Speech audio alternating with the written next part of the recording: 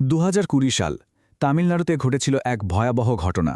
পুলিশি হেফাজতে একজন বাবা আর তার ছেলেকে এমন নৃশংসভাবে অত্যাচার করা হয় যে লোকে বলে তাদের আর্তনাদ নাকি সেই রাতে থানার ৪ দেওয়ালে বন্দী হয়ে গিয়েছিল।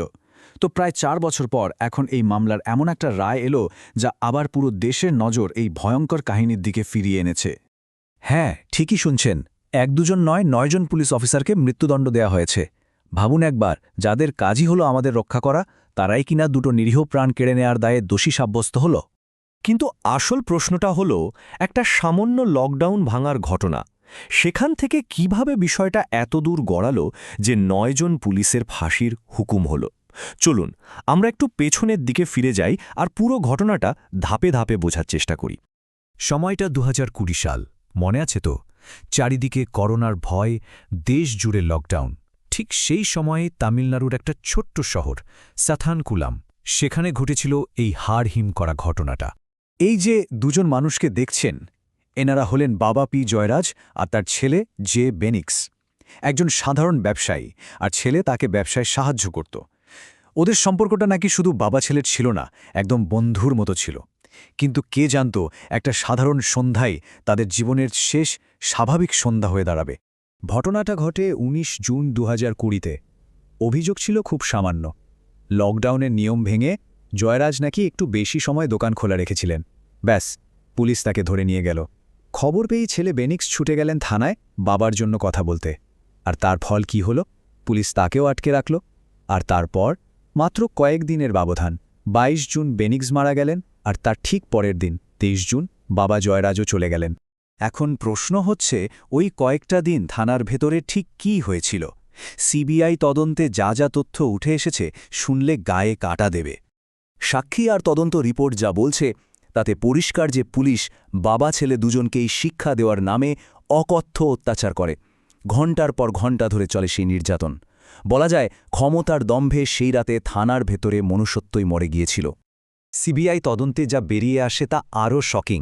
এটা কোনো হঠাৎ রেগে গিয়ে মারধরের ঘটনা ছিল না। এটা ছিল ঠান্ডা মাথায় পরিকল্পনা করে করা অত্যাচার। ওদের শরীর থেকে এত রক্ত পড়ছিল যে থানার মেঝে ভেসে যাচ্ছিল। আর অভিযোগ হল, সেই রক্ত নাকি পুলিশ ওদের দিয়েই পরিষ্কার করিয়েছিল। শুধু তাই নয়, রক্তমাখা পোশাক ঢাকার জন্য বাড়ির লোকের কাছে গাঢ় রঙের লুঙ্গি চেয়ে পাঠানো হয়। মানে একদিকে পুলিশ একটা গল্প শোনাচ্ছিল, আর অন্যদিকে সিবিআই তদন্তে উঠে আসছিল সম্পূর্ণ অন্য এক ছবি। পুলিশ বলছিল এটা নাকি একটা রুটিন অ্যারেস্ট, কিন্তু তদন্তে দেখা গেল গ্রেপ্তারের কারণটাই ঠিকঠাক ছিল না। পুলিশ দাবি করেছিল ওরা বাধা দেওয়ায় জোর করতে হয়েছে, কিন্তু সিবিআই বলছে এটা ছিল পরিকল্পিত অত্যাচার। আর সবচেয়ে ভয়ঙ্কর যে বিষয়টা তা হল, ওরা যখন মারাত্মকভাবে জখম, তখনও ডাক্তার দিয়ে জোর করে ফিটনেস সার্টিফিকেট লিখে জেলে পাঠানো হয়েছিল। স্বাভাবিকভাবেই এই জোড়া মৃত্যুর খবরটা যখন সামনে এলো, তখন আর চাপা থাকল না। পুরো তামিলনাড়ু, এমনকি গোটা দেশ ক্ষোভে ফেটে পড়ল। আর তখন থেকেই শুরু হলো ন্যায় বিচারের জন্য এক লম্বা লড়াই। লোকে রাস্তায় নেমে প্রোটেস্ট করতে শুরু করল। ব্যবসায়ীরা দোকান বন্ধ রেখে এর প্রতিবাদ জানালো। সোশ্যাল মিডিয়াতেও ঝড় উঠে গেল। #জাস্টিস ফর জেরাজ অ্যান্ড বেনিক্স হ্যাশট্যাগটা ট্রেন্ড করতে থাকল। অনেকে তো এই ঘটনাটাকে ভারতের জর্জ ফ্লয়েড মোমেন্টের সাথেও তুলনা করছিলেন। এই অসম্ভব চাপেই শেষ পর্যন্ত মাদ্রাজ হাইকোর্ট নিজে থেকে মামলাটার দায়িত্ব নেয়, আর পরে তদন্তের ভার তুলে দেওয়া হয় সিবিআইয়ের হাতে। তো বছরের পর বছর এই কেসটা চলল, আর তারপর অবশেষে সেই দিনটা এলো যেদিন আদালত রায় শোনাল। চলুন এবার দেখি এই রায়ের আসল গুরুত্বটা কোথায়। অনেক লম্বা একটা বিচার প্রক্রিয়ার শেষে এই ২০২৪ এপ্রিলে আদালত ৯ জন পুলিশ অফিসারকে দোষী সাব্যস্ত করে এবং সাজা হিসেবে শোনায় মৃত্যুদণ্ড। এই রায়টা আসলে একটা খুব বড় বার্তা দেয় যে অপরাধী ঊর্ধ্বপড়া হোক বা সাধারণ মানুষ, আইনের চোখে সবাই সমান। দেখুন, পুলিশি হেফাজতে মৃত্যুর ঘটনাকে আমরা সাধারণত কাস্টোডিয়াল ডেথ বলি, কিন্তু আদালত এই মামলায় পরিষ্কার করে দিয়েছে যে এটা কোনো দুর্ঘটনা বা সাধারণ কাস্টোডিয়াল ডেথ নয়। এটা ছিল একটা ঠান্ডা মাথায় করা জোড়া খুন, আর ঠিক এই কারণেই সাজাটা এত কঠিন হয়েছে। আদালত রায় দেওয়ার সময় একটা খুব গুরুত্বপূর্ণ কথা বলেছে যে যারা আইন রক্ষার দায়িত্বে থাকে তারাই যখন আইন ভেঙে নিরীহ মানুষকে হত্যা করে, তখন সেটা সমাজের জন্য সবচেয়ে বড় বিপদ হয়ে দাঁড়ায়। মানে রক্ষকই যদি ভক্ষক হয়ে যায়, তাহলে আর ভরসা করার জায়গা থাকে না।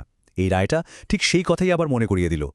এই রায়টা হয়তো জয়রাজ আর বেনিক্সের পরিবারকে কিছুটা হলেও শান্তি দেবে, একটা দেরিতে পাওয়া বিচার। কিন্তু একটা প্রশ্ন তো থেকেই যাচ্ছে, তাই না? যদি সেদিন পুলিশ তাদের ক্ষমতার এমন অপব্যবহার না করত, যদি সিস্টেমটা প্রথম থেকেই ঠিকভাবে কাজ করত, তাহলে কি আজ বাবা ছেলে দুজনই বেঁচে থাকতেন না? একটা গোটা পরিবার কি এভাবে শেষ হয়ে যেত?